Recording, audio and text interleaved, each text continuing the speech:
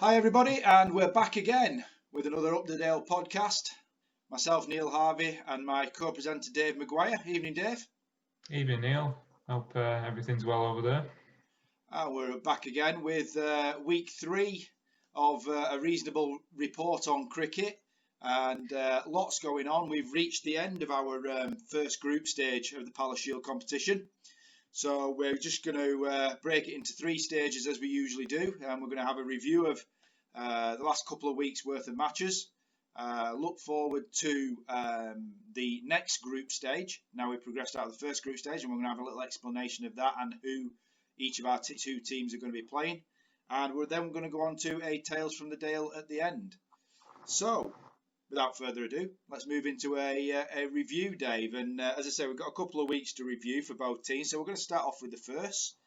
And 2 weeks ago, they made the, short trip for me because I'm not so far away, but a little trip for them up to Exton to see one of our old players, Sweeney, who moved up there. And a ground that has terrific facilities, a really good setup at Exton. And Sweeney had sent us a picture of the pitch, and it looked an absolute belter. And it was a decent game. We had a debutant, Dave, Tom Bates, brother of Vice Captain Harry.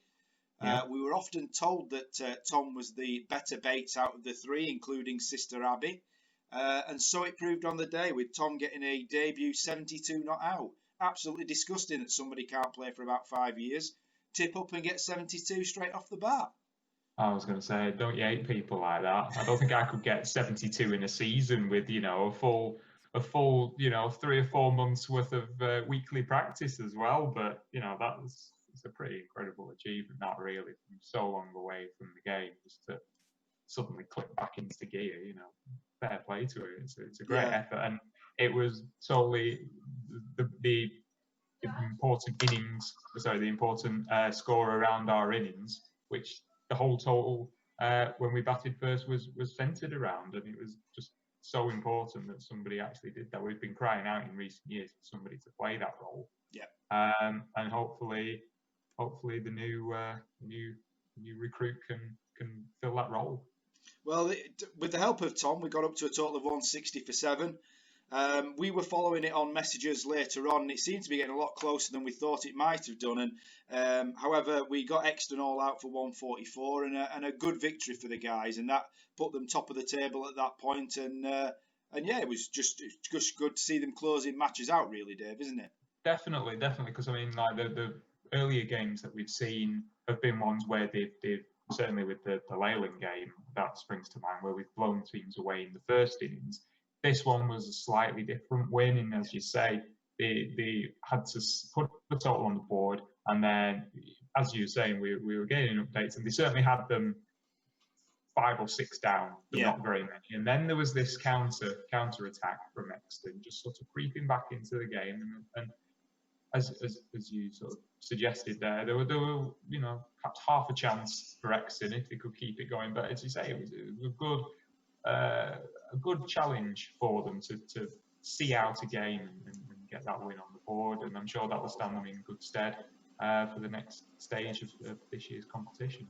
Absolutely. They then moved on to this weekend, playing on Sunday to accommodate our opponent's white copies. And it was an absolute rip snorter from a first team point of view. Batting first, they slumped to 30 for 5.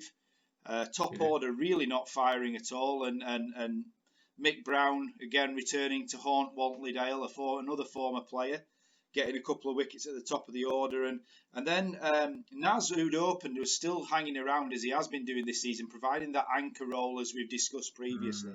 And he was joined by all-rounder Ryan Wells, and Ryan went on to get his maiden century, 124 off 112, 113 balls, I think it was.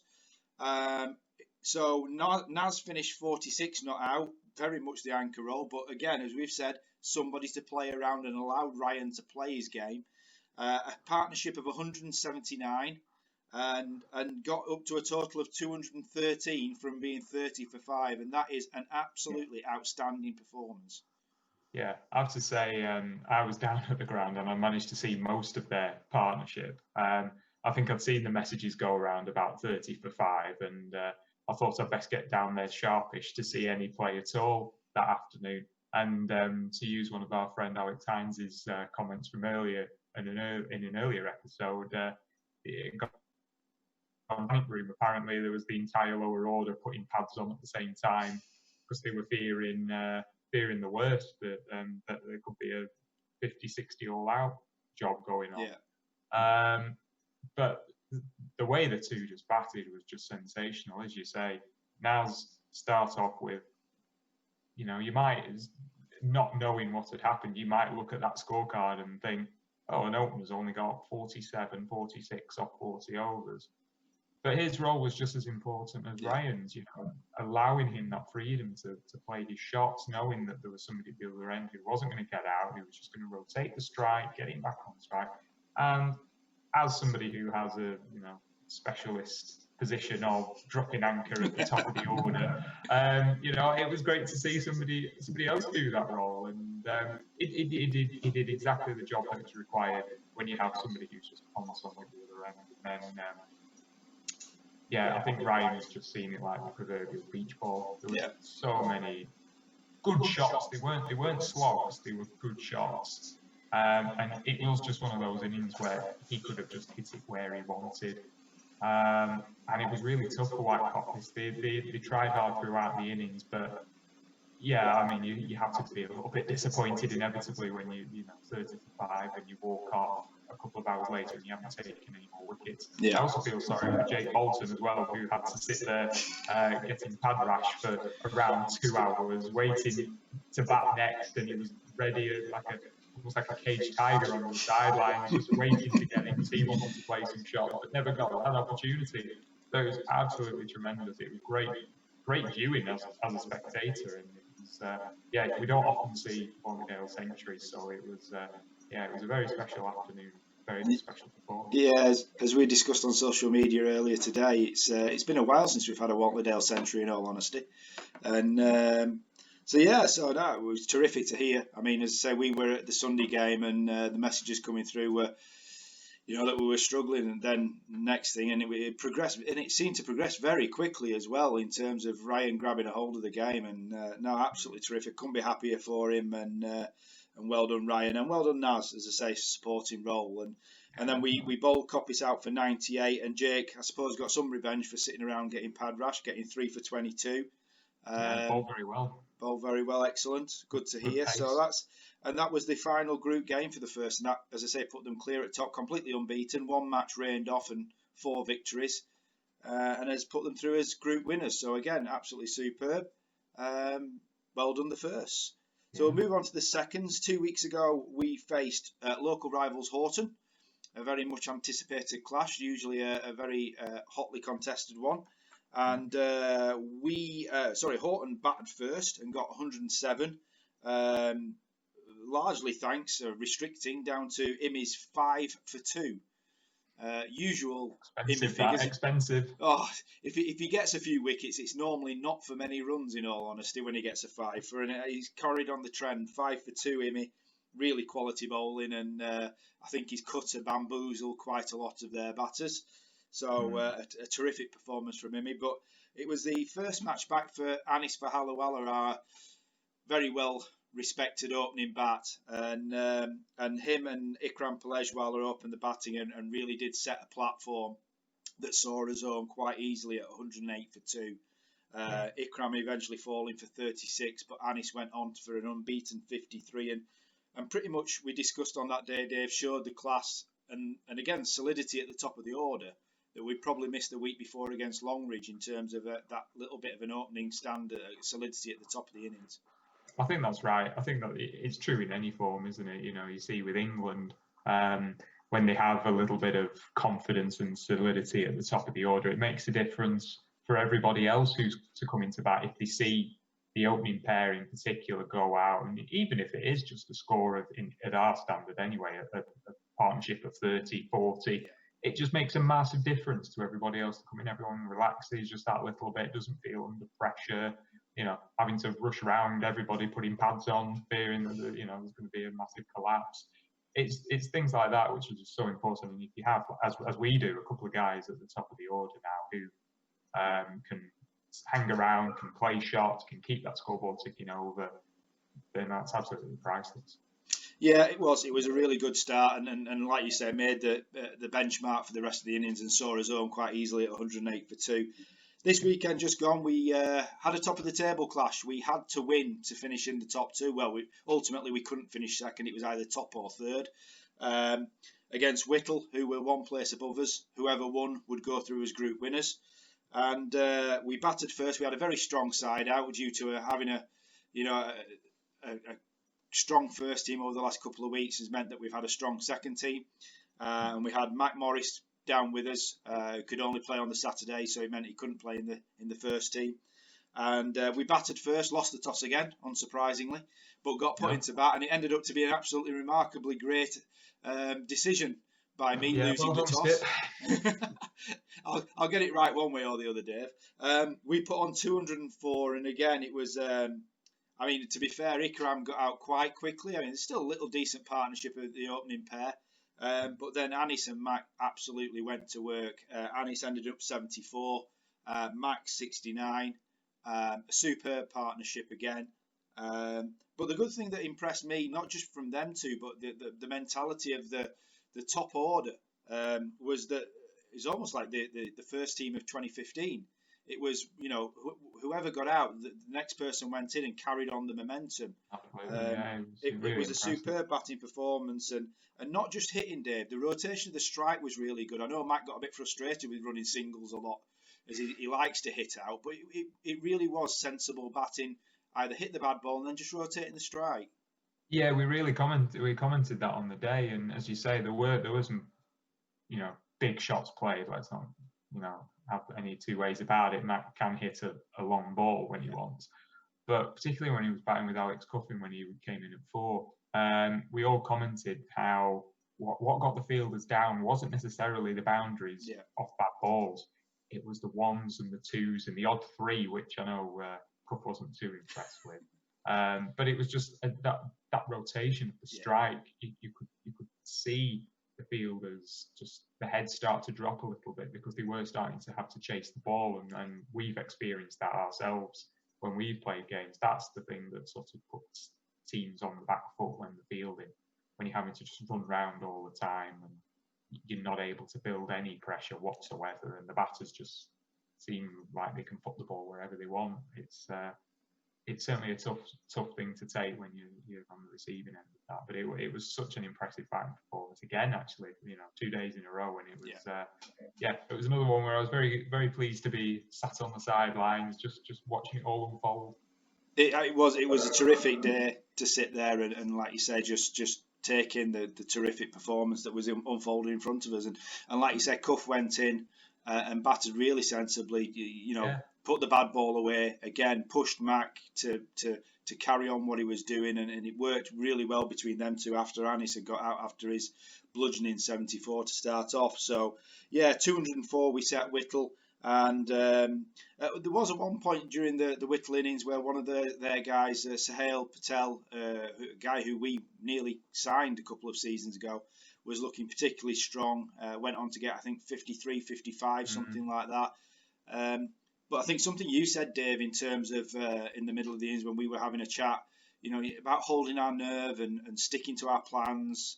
The bowlers weren't particularly bowling badly. They were bowling good lines, and as you said, we did stick, hold our nerve well, stuck to our plans, and we eventually got him out. Admittedly, a full toss LBW, but they all count, and we did. We stuck to the plans and achieved what we wanted to achieve in the end. Yeah, that's it. I mean, we weren't bowling badly. It was particularly from Sahil. It was good batting. He was batting really well, hitting crisp, clean shots.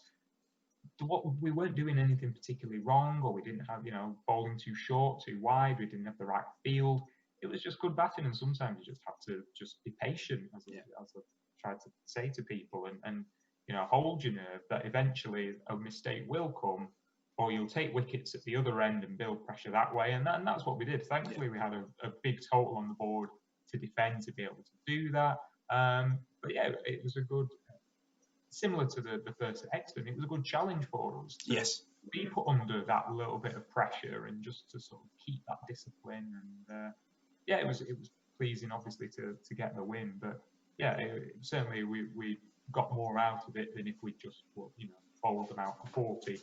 There were, we learned something about how the bowling attack is this year.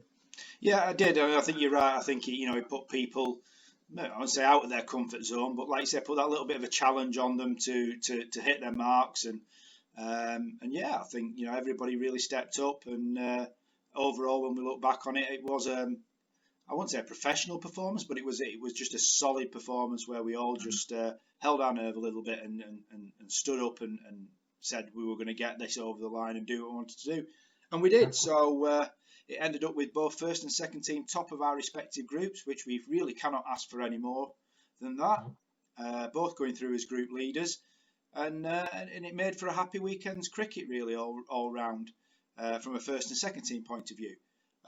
We'll now move on to the third team. They've also had 2 games. The first one 2 weeks ago was at Rufford.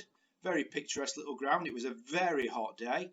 And it was, again, another absolute thriller. And again, more improvement from the third team. Unfortunately, they didn't win it, but they put up a magnificent fight. Batting first, Rufford got 176. Rufford are one of these teams, they only have one Saturday team. So often they have a couple of better players in the Sunday team to give them more game time and stuff like that. And there was a couple of good players in that Rufford side. And I think the bowlers really, again, the 176 doesn't do the bowling justice. I think the bowlers really, again, stuck to their guns well. Didn't bowl particularly badly, but probably came out on the wrong side of a score there in terms of they probably deserved to bowl them out for maybe 30, 40 less than that. Some drop catches which didn't help. But out of that 176, Dave Harrison, 4 for 28. The mercurial Dave Harrison can turn it on glass when he actually pitches it. Can't turn it off air, unfortunately, and that's where the full tossers come in. But Dave got 4 for 28. Really solid performance from Dave. And then batting-wise, we had a little bit of an experienced duo ourselves at the top of the order with Imran Hussain getting a game in where he couldn't actually play on the Saturday. But Imran showed his class with a lovely 64. Shame he couldn't take it on to the end because he performed really well and unfortunately just ran out of gas a little bit at the end and was tiring a bit. And the evergreen Iqbal Ahmed, who again, unfortunately, not necessarily tiring, but was appreciating that he had to get on with the run rate a little bit and fell 4 short of his half century on 46. And those two really did show their experience and a little bit more class on the day and really pushed the third team to within the brink of actually winning the game. Yeah, they were certainly on for it, weren't they, at one stage? When those two were set and they were nearly hitting balls into your rear windscreen. Yes, very close. Parked down at Cow Corner. Yeah, you'd have thought they were on for the win. So 7-8 overs from the end, needing around to run a ball. Unfortunately, we just didn't have the batting to come to be able to go from the off and keep that run rate up. Yeah, that's the difficulty, isn't it, when a partnership like that's been created. Unfortunately, if it does fall short, then the guys coming afterwards, as you say, have to start a little bit afresh, but try and carry that momentum on. And unfortunately, they just couldn't do that. And we fell short by around about 20 runs, 157 for 7 we ended up. And unfortunately, but again, as we've always said with the third team, it was progression. And I know Pete, who wasn't captain in that day, he was delighted with the fact that, again, it was a third week on the trot where the batting total had increased substantially. And I know he was delighted with the performance, and that's all we can ask for from those guys in the third team, both the seniors who are getting more game time and the juniors getting that development time. So, yeah, big plus for the thirds on that match. And then yesterday, the thirds travelled to Whittle, like a return fixture from the second team game the day before. And again, a good performance. Whilst again the scoreline probably doesn't reflect it, I was umpiring, and again it was a real solid performance by the thirds. Whittle batted first, and a scoreline of a 203 for 7 probably again doesn't do justice to the bowling. They had them, I was trying to remember what they were, 60 odd for about 5. And then a very old head in Stu Barnish came in, very useful all-rounder in his time, Stu. Got 60 not out, and One of the players from Saturday, Aziz Patel, I think he's called, got a very rapid 34, I think it was, not out to join with Stu and put a very useful partnership at the bottom, which boosted the score to, again, maybe 50 more than probably what they should have got, something like that. So, as I say, from a bowling perspective, pick of the bowlers was Beth Harvey, 4 for 31, was on a hat-trick at one point. Unfortunately, can't quite match her dad's achievements in terms of hat-trick taking. Might have been pointed out to her. But no, Beth bowled really well. In testing conditions, we know what Whittle's outfield's like for a bowler running up. It's like running over sand dunes with the undulations on the outfield. It's I've never liked playing there myself, but it's a lovely little ground. But it's just the little quirks of the ground sometimes. But yeah, it was a good performance. Good in the field again. Great catching. Some absolutely superb catches. Lee St. Louis took one at square leg diving, two-handed. Dave Harrison, who I know Pete put in the slips just to wind up Alex Cuffin, actually took a good catch off Beth. Admittedly, it was running forward and diving full length forward, but again, superb catch. So, and Beth took a good caught and bowled as well. So, from a fielding perspective and a bowling perspective, I don't think we could have asked much more from the thirds. Unfortunately, from a batting perspective, we took a step back a little bit. Bowled out for 106, and 46 of them went to Dave Harrison, who I've got to say batted superbly. Hit a couple of shots that absolutely flew off the bat. But was backed up all the way through. I mean, nobody really got a big score, but there was useful contributions all the way down. And again, as we've discussed, time in the middle. People like Matt Berry got a little bit of a promotion up the order and spent good time in the middle. Unfortunately, couldn't kick on. Beth herself actually got some good time in the middle due to the sort of collapse ahead of her, and was unfortunate not to get more runs. Again, with the quirks of the slope at Whittle, slowing the ball down and stuff like that. It's just one of those things. But overall, it was a really good performance. And one that the result probably didn't reflect fully, in my opinion. But yeah, again, good development time, good game time, good opportunities for everybody. A lot of bowling, a lot of batting, and again, the thirds really do carry on this theme of just more development time and more opportunities for game development. And realistically, Dave, that's all we can ask for. The result is sort of secondary from that point. Yeah, it is. As we've said, it's about getting people the chance to play, to improve their skills. It isn't all going to come as 5 wins in a row from the off. It is going to be hard to begin with, but just keep building on those performances. Get 1 win, then look to build to 2 wins, and just keep progression flowing from there. Really. Just to wrap up this review of recent games, on those 2 Whittle games, our second team game on Saturday and that third team game on Sunday, what I would like to point out and thank Whittle tremendously, the amount that was on that game on Saturday. I think the spirit of both that game and on Sunday was an absolute treat. Both games played in a cracking spirit. Great laugh had between both teams on both occasions. Really was a pleasure to be involved both from a playing point of view on Saturday and an umpiring point of view on Sunday. It was a really good experience and the sort of thing that makes you just happy to be playing some cricket at this time, because those are the experiences that I think we've all missed. And when we got told we're playing against teams around us and geographically, that was one of the things I said. Well, you're playing against people you'll be able to have a good time, or you should be able to, should I say. And I've got to say, both those games, I mean, okay, we won one, lost one, but I enjoyed both just as much as the other, and it was just a real pleasure to play. So big shout out to Whittle and their 2 captains. So Guy on Sunday and Alec Frater on Saturday, 2 cracking captains as well, and really both of them very good captains, and in both in defeat and in victory were both magnanimous. So yeah. Thanks to Whittle for both those games. It was a really great experience. Okay, so that's the review of recent matches. We're going to now just go on to a little bit of a preview of the second group stage. As I say, we've both first and second team finished top of our groups in the first group stage. Second group stage was to open it up geographically. So the first group stage was very close teams geographically. We're now opening it up, and we will be both playing teams who finish first or second in their respective groups in a further geographical spread. So the first team have been drawn against Eccleston seconds, Longridge thirds, and Whittingham and Goosner first team. All teams that we've recently had plenty of experience against, or recently and in the past, in all honesty. So we'll cover the first, Dave. The first team on Saturday will be facing Eccleston seconds at home. And they would have been playing Eccleston seconds in Division 3 if the league would have allowed. So it should be a good matchup. So what do you make of that group in there? Eccleston seconds, Longridge thirds, and Whittingham. Well, I say first team. Whittingham only have one team now, so Whittingham and Goosner. It sounds again very even. Obviously, first game up is against somebody they would have played.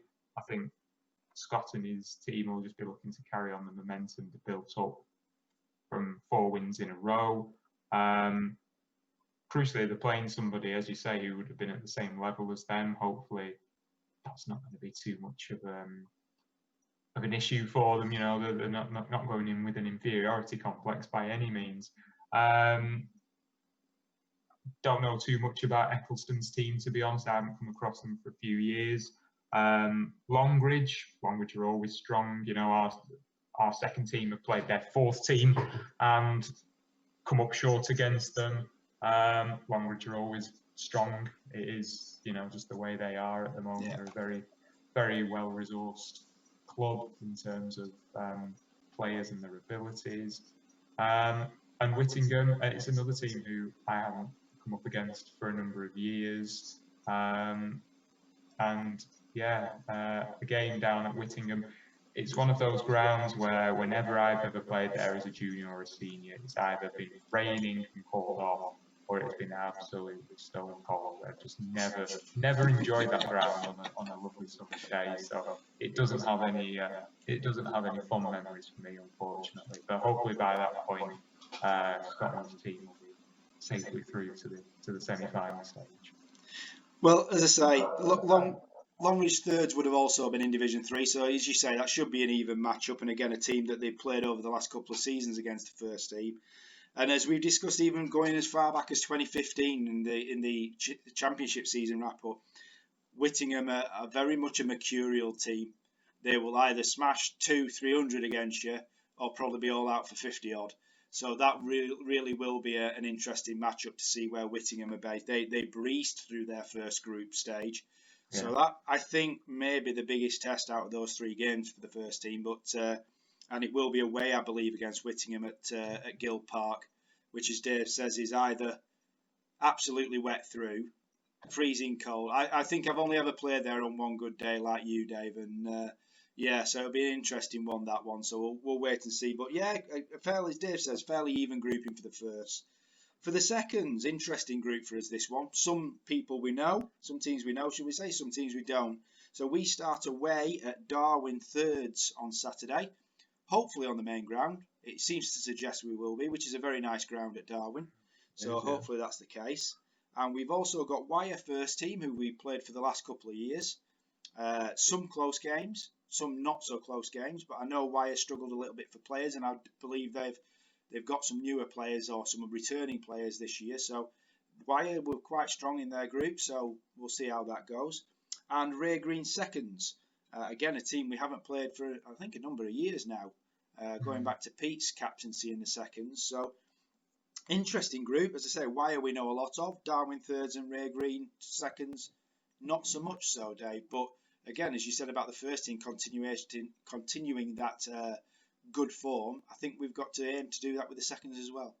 Yeah, I think so. I mean, as you say, apart from Wyre, the other 2 teams in the group are a bit of an unknown quantity for us. But given the difficult start we had to the last mini group, where we were a little bit under pressure if we wanted to qualify after a nil result and then a defeat, having to win 2 out of 2 to qualify and being able to do so with some relative ease, confidence is relatively high, and being able to play potentially at a main ground of good club like Darwin. It's Yeah. something that people have to look forward to. It's not not often we get to play on such nice grounds as that when you're in a second or third team. So yeah, we just have to enjoy it, go in with the confidence we've built up over the last couple of weeks, and hopefully we can get off to a winning start in this second mini league. As Dave touched on there, after this second group stage, there is semi-finals and a final. So there's two top groups of teams that finish first or second. So the top two from those two groups will go through to a semi-final and then a final. So yeah, plenty to play for. It's still competitive cricket. So yeah, both teams are on the up. So fingers crossed we can continue those performances and hopefully get at least one of the teams in a final this year. Third team, just to touch on the third team, they travel to Chorley this weekend. Always a tough fixture, the Chorley fixture. Their Sunday team is usually chock full of quality juniors and a couple of old heads to guide them. So I fully expect it to be a bit of a tough fixture for the thirds, but I hope that a few of the guys take it as a bit of a challenge to step up to the plate and test their skills that they've developed and honed over the last couple of weeks in equally testing measures, to step up and hopefully show a little bit of resilience against what will undoubtedly be a tough test, Dave. Yeah, that's all you can ask for as you say. Surely good squad of players to pick from. Their Sunday team, as we've seen in previous seasons, have been very good, and we have been on the wrong side of some quite not one-sided, but certainly very much up against it matches. So it's one of those where you want as a player to see some progress and be more competitive in those games and be able to improve, as we've said, be able to beat the previous score that we got against them, or take 4 or 5 wickets in the first half of the game. Just set yourself a little target and work towards that. You never know where you'll end up at the end of the game. So yeah, hopefully the last couple of weeks, as we've said, we've seen them with a win, a couple of narrow defeats. Hopefully the confidence is still there for them to take into this Chorley game. You never know, Chorley might have an off day, and yeah, you never know, might be able to spring a surprise or two. I'm sure I've confidence that on their day the team that we can put out can do enough to win. It's it's why we're involved in sport. You just never know. Couldn't agree more, and as just hope that development for the third team continues and they carry on taking away those positive experiences. So good luck to the thirds taking on Chorley this Sunday coming up. So now, Dave, I'm going to hand it over to you because we're going to have another Tales from the Dale, and this time you've suggested that I answer a few questions. Well, it's been a while since we've had a Tales from the Dale section, and just on Saturday when we were watching the second team put up a big total on the board and enjoying the sunshine, we were listening to some of the tales and the anecdotes that you were giving us of your time across the Pennines and things like that, and it just occurred, why don't we get some of these down on a recording for everybody to enjoy? I think enjoy is a bit of an overstatement, Dave, but yeah, let's go ahead with it and let's see what little tidbits we can get out. Okay. So, as ever, the usual set of questions. So, how did you get into cricket, and what's your cricketing CV or your previous teams? Well, you're going to say my earliest cricketing memory, but how did I get into cricket? I used to go and watch games with my grandma and granddad. Actually, they lived in Sheffield, and there was teams that they would go and watch that were in a lovely area of the sort of North Derbyshire area just outside Sheffield, and I'd go and watch that, and that's how I got my love of cricket, going to watch these games on a lovely sunny Saturday afternoon and wanting to get a bat and my granddad to throw the ball down at me and just play like that, and that's where I got my love of cricket. And so then basically I would just then go and play for, when I got into playing in a junior level, I started under 13s playing for my local team, Wath Cricket Club, and and then progressed from there. School was a big influence on me. My school cricket team was a terrific team all the way through. We had good players who went on to a really good level. And being an old grammar school, rugby was the main sport as an old grammar school, but cricket followed closely behind it. And we would play at some cracking grammar schools, and Bradford Grammar School, a school called Silcoats near Wakefield, had the most amazing facilities, and you always got a cracking tea there as well, which obviously also always makes it special. Vital. So school cricket was really important to me. And I know it's not quite so much, and we were a comprehensive. I say we were an old grammar school. We were a comprehensive. Just we had good links with old grammar schools through the rugby side, and that's why we got go and play at those facilities. And yeah, school cricket was important to me. I wish it was as important now to certain state schools, shall we say. That's one of my gripes, I've got to say. And then from a cricketing CV point of view, it was a lot around my local area, around Barnsley, Rotherham, was miners' welfare clubs. So when I got to the age of around about, getting into senior cricket age of around about 15, I played at a lot of miners' welfare clubs. So a place called Broadsworth in Doncaster, where was pretty much where I started my senior cricket. Went on to a place called Dearn Miners' Welfare, which is probably where I played the majority of my cricket. And then went on to another miners' welfare club, Rockingham Colliery Miners' Welfare Cricket Club, which again, I played with a lot of my friends there, and that was probably where I played a lot of my best cricket and enjoyable times. So yeah, a lot of the mining history of that area of Rotherham and Barnsley, and so that was where I started off my apprenticeship, shall we say. And you made the move across the Pennines. For my sins, yes. It's all sense. Well, some would say that. Some would say I was forced into it, marrying a Lancashire lady. So, yeah, we'll leave that one be, David. We're not going to dig any deeper into that one just yet. And you ended up at Vernon's for a time. I did, yeah. So when I first came over in 2000, obviously you look for a local club, and my brother-in-law Phil was playing at Vernon's at the time.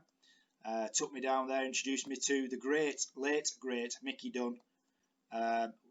Person who got me into cricket in Vernon's, and who I will be forever grateful for. He was an absolute legend at Vernon's, and I know he still is. And Mick took me under his wing. I said took me under his wing. I was 20 odd at the time, but as a new player to Vernon's, I played in the third team with Mick, and it was a real pleasure to be under his guidance then. And yeah, I know he's still missed today, but yeah, it was a great start to Vernon's playing under Mick. Yeah, I agree. I was coached by him at Vernon's as a junior, and he was just a really good guy. Mr. Cricket. I know a lot of clubs have him, but he really was Mr. Cricket at Vernon's, and it was no surprise, as I know we discussed with Lewis Rees, in terms of certain people at Vernon's have had a big influence on that club, and I think Mick at that time was the biggest influence on that club. Yeah. And then you made the move across to Walton Le Dale, which I'm sure we'll come on to in a little bit more detail in a few questions' time. So, can you remember the first match that you played? The first ever match was an under-13 match for Wath Cricket Club. It was at... Now, I was looking this up the other week, funnily enough, and this is going to sound really sad. I look at Google Maps a lot. Don't know why, but I do. And I tried to find the ground where I played this match, and I think it's a place called Aston in Sheffield, and I think it's either Aston Cricket Club or Cole Aston. There's a lot of clubs, as we have around here, have very similar names in similar areas, and it's one of those two. And it was a pairs cricket match, under 13s, and I say this to the kids now. In our day, under 13s was your starting point. You didn't have any under 9s, under 10s, under 11s, under 12s. It was under 13s was your youngest age group. And I can remember playing. I can't remember the result. I can remember batting. Can't rightly remember bowling too much, in all honesty. But yeah, that was my first ever game, and I can just remember. I think I'd had the bug by that point. As I said, I'd watched a lot of cricket before then. Definitely had the bug, but that's where I started off. And at that time, who was your cricketing hero? I don't know so much at that time, but certainly growing up around, I would say 14, 15, 16, I was primarily a bowler. Like to think I bowled pretty sharp at that point. So my two heroes were Alan Donald and Darren Gough. Alan Donald purely for his pace, his action. I just thought he was just the way he steamed in, his aggression. He just appealed to me. So yeah, and I would say he, as an idol, as somebody I looked up to, it was Alan Donald. In terms of somebody local who made you smile, and he was just coming into the game at that time, Darren Gough, you couldn't look any further. He was a local lad. He played at a club that we used to go and play at, their junior section, Montbreton. That's where he grew up. Yeah, and then we saw his first Test match debut, I think it was, against New Zealand at Old Trafford. We had a school trip, and I think he got 50 odd on debut, and everyone was like, well, I thought he was a bowler. He can bat as well. He has this swashbuckling style of batting, and then he got some wickets as well, and it was just a superb day out to see this local lad made good playing for England, albeit at Old Trafford. But yeah, it was so those two, Goughy and Alan Donald, certainly the two that I grew up with and admired greatly, that fitted with my ethos of cricket at that time. And if we fast forward now to the current day, who's your sort of favourite pro at the minute, international or county? Who would you like to be? See, now as you know, Dave, my bowling days, as though I don't want to admit that they're behind me, seem to be getting long gone now. Yeah. They're long gone. I'll break it to you. Thanks, Dave. Cheers. So I've now flipped to supposedly being a batsman, although this season's form isn't necessarily showing it. So I've got to say, although I do have loved watching Jofra Archer these last 18 months, harking back to my fast bowling days, the players I admire most now are the players who can do what I can't. I'm talking about the likes of Jos Buttler, and certainly, and I've mentioned this in previous ones, certainly the Sanderstead video I mentioned this, somebody like Tom Banton. The range of shots that these guys have and the confidence they have to pull these shots off. And I know a lot of it's practice, don't get me wrong, but the ability to do what they do is just, I'm dumbfounded by it. And those, certainly Buttler and Banton are the two. We've often used this phrase, it's somebody I'd pay to watch. Yeah. Those are two that I absolutely would pay to watch. Just if they were on that form, I'd just be awestruck watching them and watching them perform the skills. I was going to say we could also add a current pro who could toss a coin correctly and call right, but we'll leave that there. Any captain who can win a toss is an absolute god in my eyes. And the rest of the second team as well. I can imagine. So if we go back to your early Dale days, obviously you made the move across to the Dale from Vernon's after a few years. Can you remember your first game for the Dale? See, now, I seem to think I can. But then again, sad things, looking at Google Maps, the other sad thing that you know full well about me is looking at play cricket too much. And looking at past matches a lot. And I've looked back at that season, and this first match that I think I played seems to be further into the season than I remember. But I think my first match was away at Kirkham under the rule of the late, great Mick Cuffin. And it was a baking hot day. And we won. I took one wicket. We batted first. I think I came in few overs to go. I think I got 5 or something like that. As usual, bowled out by Michael Brooks, who always seemed to get me out at Kirkham. And yeah, the other thing I remember is Iqbal had come up from the seconds and came in when I got out, and then proceeded 2 balls later to smash a 6 into the car park at Kirkham. I can remember that distinctly. And yeah, so we bowled them out, second innings, I got a wicket. I think Dorsey had got a few wickets that day. Eunice Shah was playing before he moved to South Shore. So yeah, it was a good introduction. Some Paul Williams opening the bowling for the first team. I can distinctly remember that. Different times, eh? So how times have changed. Two bowlers turned batters, me and Paul. So yeah, it was. But yeah, I seem to remember that was my first game. Whether it was or not, that's certainly my first memory of my first game for the Dale. Cool. So that was your first game, we think. Your favourite Walton-Dale match is? Favourite Walton-Dale match is, there's no contest, it is the away match at White Coppice in 2014. Again, baking hot day. And we, as we were talking about sitting watching people rack up scores, Dave, I can remember sitting on that lovely little balcony on the front of Coppice's pavilion in the shade while it was baking out on the pitch, watching Heinzie and Kes rack up a huge score. I think we got about 230-ish. I say it's not a huge score, but in terms of our cricket, it is a good total. Kes, I think, got 80 odd. Heinzie got a half century. I can't remember how. Kes top scored. I know that. I think either Sam Newton or Mac came in and smashed a few around towards the end, and yeah, we got a good total, and we went out, and it was the day of my hat trick. Farouk Chabdu, who we knew full well was batting really well for them and looked like he was going to take the game away from us at one point. I think he got up to about 53 and had deposited 3 or 4 big sixes into the trees near the changing rooms at Coppice. And I managed to get him out coming round the wicket. God knows why I decided that I thought coming round the wicket as a right-hand bowler to a right-hand batter was a good idea.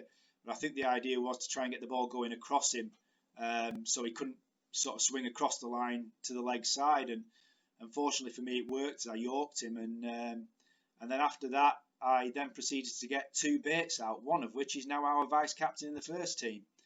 Harry, I think he said, was about 15 at the time. Came back over the wicket and managed to bowl Harry. And then the fun and games begin, because then his sister Abby, who now coaches my daughter at Leyland Ladies, came in, and Abby distinctly tells the story that she asked Harry, is he doing anything with the ball? And I think Harry grunted at her and said, not much. To which then I pulled out one of my famous in-swinging Yorkers, got Abby's middle stump out, and that was my hat trick. So yeah, it was an absolutely terrific day of sitting there watching everybody else rack up a huge score, and then actually managing to do something decent with the ball for a change.